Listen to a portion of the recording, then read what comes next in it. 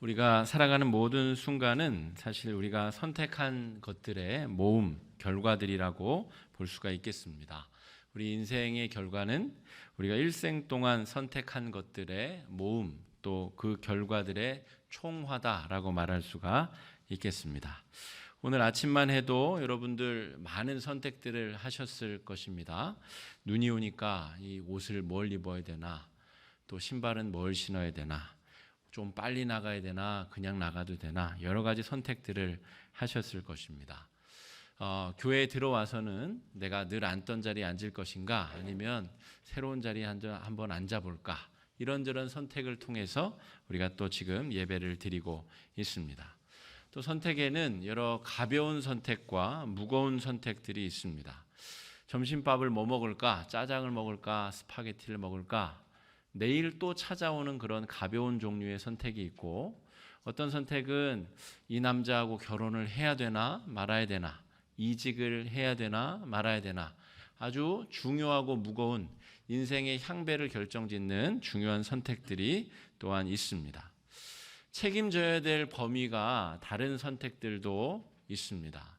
이를테면 내가 오늘 추운 날인데 반팔을 입고 나가는 거는 내가 스스로 책임지면 됩니다. 감기에 걸리든 조금 망신을 사든 나 혼자 책임을 지면 되지만, 이를테면 국가 정책을 결정짓는 사람들이 부동산 정책이나 교육 정책들을 결정을 짓게 되면, 선택을 하게 되면 수천 수만의 사람들이 그 결정에 영향을 받게 되는 것이죠. 그러니까 우리가 살아가는 날 동안에 무엇을 어떻게 선택할 것인가, 보통은 우리가 중요하게 여기는 것의 관점에 따라서 선택이 이루어지게 됩니다. 우리 이제 투자 상품 같은 거 가입하실 때도 그렇잖아요. 안정적인 상품이 있고 조금 이익은 높을지 몰라도 위험 부담이 있는 투자 상품이 있잖아요. 여러분 자신의 성향에 따라서 투자를 결정하시잖아요. 나는 높은 수익 없어도 되는데 안정된 게 좋아. 그러면 안정된 상품을 선택하실 것이고, 그래도 이번에는 좀 바짝 오를 것 같다. 그러면 위험 부담이 있더라도 조금 그런 상품을 선택하는 것처럼, 내가 이 세상을 바라보는 눈과 세계관과 시야에 따라서 우리의 선택이 달라진다 하는 것이죠. 오늘 우리가 함께 읽은 이 구약의 말씀 신명기 30장은 대표적인 선택에 관련된 본문입니다. 우리 신명기 30장 15절 말씀 한번 읽어보시겠습니다. 15절입니다. 시작. 보라, 내가 오늘 생명과 복과 사망과 화를 내 앞에 두었나니. 생명과 복이 한쪽에 있고 사망과 화가 한쪽에 있다는 것이죠. 너무나 쉬운 선택이죠. 어느 쪽을 선택하시겠습니까? 생명과 복을 선택하죠. 당연히 선택해야 맞는데, 성경에 등장하는 대부분의 사람들은 잘못된 쪽을 선택하였다라고 하는 것입니다. 구약 성경에 이 솔로몬 이후로 왕국이 분열됩니다. 그러니까 남왕국 유다와 북왕국 이스라엘로 분열이 됩니다. 남왕국은 르호보암부터 시작해서 시드기야까지 20명의 왕이 있고, 북왕국은 여로보암부터 호세아까지 19왕이 있습니다. 그러니까 이 전체 남왕국 20왕 중에서 그래도 성경이 긍정적으로 평가하는 왕이 2명입니다. 2명. 딱 2명밖에 없습니다. 이 히스기야와 요시야 2명. 그러니까 20분의 2, 그러니까 10%. 이 2명 말고는 18명이 모두 한결같이 우상숭배와 죄악과 하나님이 기뻐하시지 않는 쪽을 선택하였다는 것이죠. 북이스라엘은 더 심각합니다. 아무리 긍정적으로 그 삶을 살펴봐도 한 명도 하나님 앞에 칭찬받은 왕이 없습니다. 그리고 북왕국은 실제로 남왕국보다 100여 년 먼저 멸망을 당하게 됩니다. 남왕국은 그보다 뒤에 멸망당하게 돼요. 어쨌든 두 왕국 모두 하나님 앞에 잘못된 선택으로 말미암아 좌절과 실패를 경험하게 되었다는 것이죠. 그러니까 여러분, 생명과 복이 있고 사망과 화가 있는데 우리가 대부분 90% 이상은 잘못된 쪽을 선택한다라고 하는 것이죠. 이것이 성경 내용에 우리가 증명할 수 있는 검증된 내용들이다라고 하는 것이죠. 어떻게 이렇게 어리석은 선택을 할 수 있을까? 사실은 저와 여러분도 크게 다르지 않다는 것입니다. 오늘 본문이 고린도전서 3장인데 3주 전에 고린도전서 1장 말씀을 우리가 묵상하였습니다. 고린도 교회에 대해서 설명을 막 드렸죠. 이 그리스의 아주 두 큰 바다에 아주 그 중요한 교차점에 있는 교통의 요지, 65만의 사람들이 살았고 지금은 운하가 뚫려졌지만 그 당시에는 이 바다와 바다를 연결하는 도시, 그래서 수많은 사람들이 몰려들어 이 물류가 오고 하고 사람이 오가는 그런 도시였는데 그곳에 바울이 교회를 세운 것입니다. 그런데 그 교회를 세우고 바울은 이제 떠났고 다른 후임 목회자가 와서 그 교회를 이제 목회하고 있습니다. 그런데 바울이 3차 여행 중에 이야기를 듣다 보니까 고린도 교회 안에 수많은 문제들이 똑같이 벌어지고 있다는 것을 듣게 됩니다. 그 문제의 내용이라는 것이 무엇이냐면 세상 사람들이 선택하는 것과 다름이 없는 선택들을 교인들이 하고 있다. 불륜이 벌어지고 있고 온갖 부정직한 일들이 교회 안에 자행되고 있고 교인들끼리 소송이 벌어져서 세상 법정에 나가서 재판장에게 판단을 받는 일들이 벌어지고 있다는 것입니다. 세상 사람들이 잘못된 선택을 하듯이 예수의 사람들 성도들이 똑같은 잘못된 선택을 하고 있다. 그런데 이것은 뭐 일도 아닙니다. 이것이 지금 중요한 것이 아니라 교회 안에 파당이 나누어져서 서로 싸우는데 심지어 바울과 베드로와 여러 이 다른 파당들이 있는데 예수님도 그 파당 중에 하나로 예수파, 그리스도파가 하나 있고 바울파, 게바파가 따로 있다는 것이죠. 세상과 다름없는 이익집단처럼 변해버린 고린도 교회를 향하여 오늘 참담한 심정으로 바울이 편지를 쓰고 있는 것입니다. 지난 3주 전에 나눈 1장의 얘기는 그렇고 오늘 바울이 더 깊이 있게 심층적으로 다루는 내용은 뭐냐면 고린도 교회 안에 크게는 두 파, 그러니까 바울파와 아볼로파가 있다는 것입니다. 쉽게 설명을 드리면 바울은 개척 목회자입니다. 교회를 개척한 사람이고 아볼로는 후임 목회자입니다. 그러니까 바울이 떠난 자리에 아주 이 히브리 성경에 능통한 아볼로라는 이 학자가 와서 예수에 대해서 가르치는 후임 목회자 역할을 하였다는 것이죠. 그런데 교회 안에 두 파로 갈라져서 심각한 다툼과 갈등이 존재하는 상황에 지금 바울이 고린도전서 3장 말씀을 통하여 교훈을 이야기하고 있다는 것입니다. 여러분, 사람 사이에 분파가 생기고 갈등이 벌어지는 것은 어쩌면 자연스러운 일입니다. 사람이 모이기 때문에 서로 좋은 사람들끼리 모일 수 있잖아요. 그리고 이익이 다르기 때문에 서로 관점과 이익이 다르기 때문에 서로 갈등하고 다툴 수 있습니다.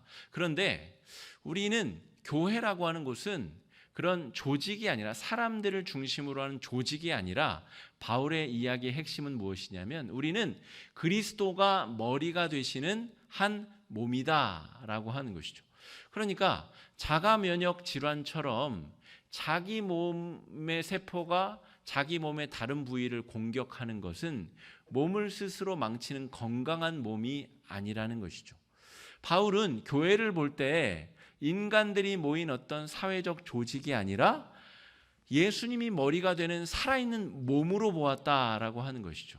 바울이 볼 때에 바울은 오른쪽 손이고 아볼로는 왼쪽 손인데 오른쪽과 왼쪽 손이 서로 꼬집고 때리고 싸우는 것이 논리적으로 현상적으로 전혀 이해를 할 수 없다. 너희가 마치 어린아이 젖먹이들과 같은 수준에 머물러 있다라고 바울은 고린도 교회를 평가하고 있습니다.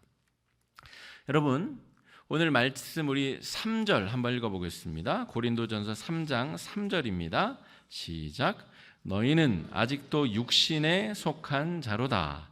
너희 가운데 시기와 분쟁이 있으니 어찌 육신에 속하여 사람을 따라 행함이 아니리요. 그러니까 이 고린도 교회의 상황은 예수님이 머리가 되시는 그 건강한 몸의 수준에 아직 다다르지 못한 육체, 그러니까 교회 밖에 있는 어떤 조직과 교회 밖에 있는 이익 집단들과 똑같은 선택들을 하고 있다는 것이죠. 교회 밖의 이익 집단들은 이익이 생기면 파벌을 짓고 서로 이간질하고 시기하고 공격하여 상대를 흠집냅니다. 그런데 교회가 세상에 있는 조직과 똑같은 선택들을 하고 있는 것이, 그것을 보니 너희가 아직 아주 유아기적인 단계, 젖이나 먹어야 될 단계, 그 정도밖에 안 되는구나. 그것이 참 한탄스럽다라고 바울이 이야기하고 있는 것이죠. 여러분, 이렇게 예를 한번 들어보겠습니다. 지금 우리 신종 코로나 바이러스가 드디어 이름을 얻은 것 같아요. 19번 코로나 19번 바이러스가 지금 온 세계를 떠들썩하게 하고 힘들게 하고 있습니다. 여러분, 지금 1,500명 이상의 사람이 죽었고 또 수만 명의 사람들, 수억 명이 될 수도 있는 그런 정말 수많은 이 전 지구적인 재난 앞에 지금 사람들이 직면해 있습니다. 그런데 그 와중에 주식시장에 이 등락을 오가는 종목들이 있다 그래요. 특별히 코로나 관련 주식들, 손세정제, 또 그 바이러스를 치료하기 위한 백신을 개발하는 회사들, 또 마스크 만드는 회사들. 그러니까 이 전 지구적인 재앙의 문제가 어떤 사람들에게는 돈벌이감으로 보였다는 것이죠. 이게 그냥 몇 사람들, 돈 많은 몇 사람들이 돈을 넣었다 빼서 주식이 흔들리는 것이 아니라 그렇게 생각하는 사람들이 많다는 것이죠. 야, 이거 기회다. 요거 투자하면 요거 돈 벌 수 있다. 적어도 바울의 지금 입장에서는 예수로 세례받은 사람들에게는 적어도 그런 일에 돈을 투자하는 일은 없어야 된다는 것입니다. 하나님께서 가슴 치며 아파하시는 일에 그것으로 돈벌이를 삼아 이거 헌금하면 되지 뭐 라고 생각하는 사람들은 하나님께 합당치 못한 사람들이다 라고 하는 것이죠. 차라리 수익을 포기하더라도 그런 일에는 아예 관심을 갖지 않는 것이 오히려 지금 바울이 보기에는 복음에 합당한 사람들이다 하는 것입니다. 세상 사람들이 바라보는 대로, 세상 사람들이 선택하고 결정하는 대로 성도들이 그렇게 결정하는 모양이 바로 고린도 교회 안에 벌어지고 있는 참상이다. 바울은 그렇게 보고 있는 것이죠. 마스크를 사재기해서 값을 올려서 팔고, 적어도 성도들은 그런 일에는 절대 가담하면 안 된다라고 하는 것이 오늘 바울이 선포하는 복음의 내용이라는 것입니다. 여러분, 최근에 우리나라 영화가 미국 영화제, 오스카 영화제 아카데미 시상식에서 4개 부분을 석권을 했습니다. 외국어 영화로서는 처음 있는 일임과 동시에 그 4개 부분이 수십 개의 시상 영역 중에 분장상이나 편집상이나 음향상 이런 것을 받은 게 아니라 가장 중요한 상, 그러니까 각본상, 감독상, 그다음에 작품상을 받았습니다. 그리고 외국어 영화상은 당연히 받았고요. 이 주요한 상들을 휩쓸었다는 것이 지금 미국을 비롯하여 온 세계 영화인들에게 충격적인 사실로 받아들여지고 있습니다. 그런데 많은 평론가들이 그 영화를 분석하고 평론하고 한 내용들을 종합해 보면 왜 이 영화가 성공할 수밖에 없었는가?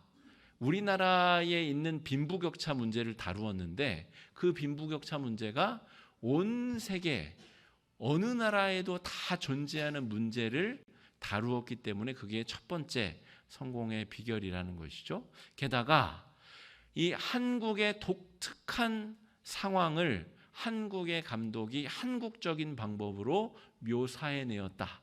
거기다가 아주 유머러스한 방법을 동원하여서 이런 여러 가지 작용들이 작동되어서 이 영화가 온 세계 사람들로부터 좋은 평가를 받게 되었다는 것이죠. 여기서 제가 말씀드리고 싶은 것은 무엇이냐면 아주 심각한 빈부격차의 문제, 그 문제에 이 감독은 자신만의 의미 부여를 한 것입니다. 감독의 아주 독창적인 시각을 가지고 그 문제에 대한 해석과 의미 부여를 했다는 것이죠. 성도들에게는 성도들만의 의미 분석, 벌어지는 현상에 대한 이 복음으로 말미암는 해석의 능력이 우리 가운데 필요하다는 것이죠. 교회 안에도 분명히 분파와 당파와 시기와 분쟁이 일어날 수 있는 여지가 너무나 많습니다. 남녀가 같이 있고 또 나이 많은 사람과 적은 사람이 같이 신앙생활을 해야 되고 때로는 시부모와 며느리, 사위가 같이 교회를 다니는 경우도 우리 안에도 많지 않습니까? 이 갈등의 여지가 수없이 존재하는 이 상황에서 우리는 어떻게 예수 그리스도의 몸으로서 한 마음과 한 뜻으로 하나님 나라 영광을 위해서 나아갈 수 있겠는가? 바울의 관심은 지금 거기에 머물러 있다 하는 것입니다. 여러분, 바울은 의미를 지금 새롭게 하고 있습니다. 우리는 바로 예수 그리스도로 말미암아 변화받은 사람들이다.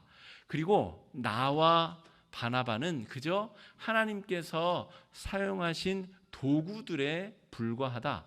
하나님께서 명령하시면 우리는 쓰임받다가도 나가야 되고 하나님께서 말씀하시면 전혀 다른 곳에 있다가 이곳에 와서 쓰임받을 수 있는, 그러므로 교회를 세운 나나 지금 목회를 하고 있는 아볼로나 누가 더 중요하고 누가 더 영향력이 있느냐가 하등 중요하지 않고 오직 명령을 내리시고 우리를 사용하여 주시는 예수님만 중요할 뿐이다 라고 이야기하고 있습니다.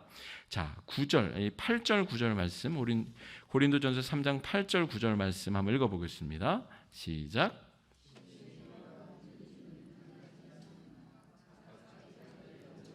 자기 상을 받으리라. 우리는 하나님의 동역자들이요 너희는 하나님의 밭이요 하나님의 집이니라. 그러니까 바울이 여러분 이거 내가 세운 교회야, 이거 나한테 지분이 있어 라고 절대 말할 수 없다는 것이죠. 아볼로는 지금 내가 목회하고 있어, 너 바울 옛날에 지나간 사람 아니야, 너 이제 빠져 라고 말할 수 없다는 것이죠. 하나님이 사용하여 주시는 하나님의 사람들은 그것 자체로 그저 감사이고 은혜이고 하나님이 사용해 주시는 그 은혜를 감사히 여기고 그저 동역하고 합력할 뿐이다 라는 것이 오늘 바울의 평가인 것이죠. 그럼에도 불구하고 우리의 선택은 육체적으로 마치 이 세상 사람들이 선택하는 것과 같이 우리의 선택이 또 흔들릴 때가 있습니다. 우리의 마음이 아무리 다잡으려고 해도 우리의 마음이 또 폭풍과 지나가기도 하고 우리가 세상 사람들처럼 생각하고 판단하고 선택하는 일이 너무나 자주 우리 가운데 펼쳐진다 하는 것이죠. 그래서 여러분, 우리의 시각과 우리의 선택이 육체적인 것에서 영적으로 전환되기 위하여 반드시 필요한 것이 무엇이냐면 예수의 십자가입니다. 그러므로 오늘 설교의 제목을 십자가를 붙잡아야 하는 순간으로 정해보았습니다. 여러분, 우리의 시각과 우리의 선택은 가만히 내버려 두면 육체가 원하는 쪽으로 선택하고 육체가 원하는 쪽으로 결정하기에 그렇게 창조되었습니다. 그러니까 우리가 늘 십자가를 붙들고 십자가를 통과하여 우리의 선택과 우리의 시각이 영적인 눈으로 바라보고 영적으로 선택할 수 있는 방향으로 나아가야 되는데, 그러기 위하여 반드시 십자가를 통과하여야 한다는 것이죠. 제가 아주 존경하는 우리 목회 선배님이 계십니다. 나중에 기회가 있으면 교회 한번 모시려고 하는데요. 저 멀리 저 목포 앞바다 임자도라는 섬에서 목회를 하시는 성결교 목사님이세요. 이분은 가끔 저한테 문자를 주시는데 오늘 저에게 이런 문자를 주셨습니다. 주님과 함께 숨쉬고 걸어가는 아름다운 아침입니다. 들숨의 예수, 날숨의 평화. 저는 이 말이 무슨 말인지 알아요. 이 기도는 기독교 전통에서 아주 유명한 예수의 이름을 부르는 기도를 그냥 2줄짜리 문자로 저한테 보내신 거예요. 오늘 주일 아침인데 이런 마음으로 목회 잘 하십시오, 후배 목사님 하고 저한테 보내신 거예요. 그러니까 이분이 보낸 문자의 의미를 저는 알 수 있어요. 우리의 마음이 흔들려서 우리가 또 선택을 해야 되는데 육체적으로 선택을 할 그 순간이 될 때 숨을 깊게 들이쉬라는 것입니다. 들이쉬면 들숨의 예수, 날숨의 평화. 여러분 해보시면 못해요. 왜냐하면 숨을 들이쉬고 내쉬는 중에는 발음을 할 수가 없습니다.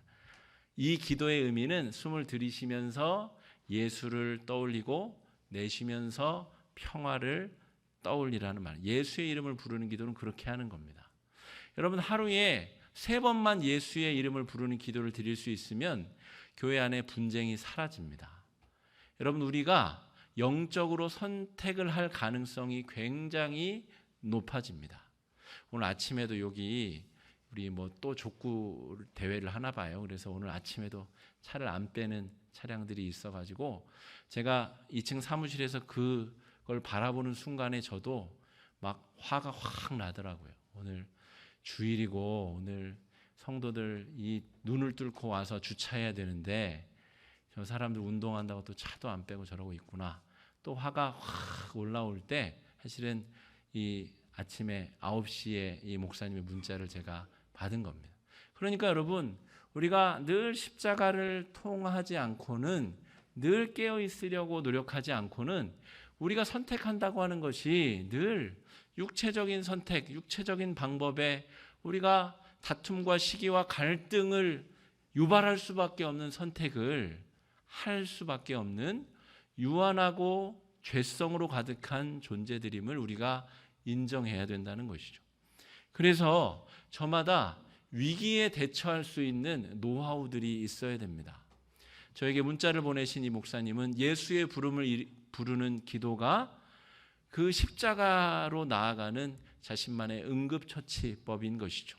어떤 분은 눈을 감으셔도 되겠고, 어떤 분은 속으로 주기도문을 외우셔도 되겠고, 어떤 분은 자기 목에 달려있는 십자가를 매만지셔도 좋겠습니다. 어쨌든 우리가 하고자 하는 것은 예수의 십자가를 떠올려 우리의 사소한 선택이든 중요한 선택이든 영의 눈으로 바라보고 하나님이 기뻐하실 만한 선택을 하도록 우리 자신을 연단하고 훈련하는 것입니다. 우리의 2020년 우리의 삶과 우리 교회 공동체의 선택은 작년보다 훨씬 더 영적으로 나아갈 수 있기를 축복합니다. 하나님이 기뻐하실 수 있는, 합력하여 몸된 교회를 세워나갈 수 있는 아름다운 선택들이 될 수 있기를 예수의 이름으로 축복합니다. 이 시간에 말씀 의지해서 함께 기도하시겠습니다. 기도하실 때에 주님, 우리는 육에 속한 존재들입니다. 그러나 예수의 이름으로 구원받은 존재들이기도 합니다. 주님, 우리가 날마다 수십 수백 가지 선택들을 할 때에 하나님이 기뻐하실 만한 선택을 하게 하여 주시옵시고, 하나님께 영광 돌릴 만한 선택들을 하게 하여 주셔서 육에 속한 사람이 아니라 영에 속한 사람의 선택을 하도록 축복해달라고 이 시간에 주여 한번 외치고 뜨거운 마음으로 기도하시겠습니다. 주여.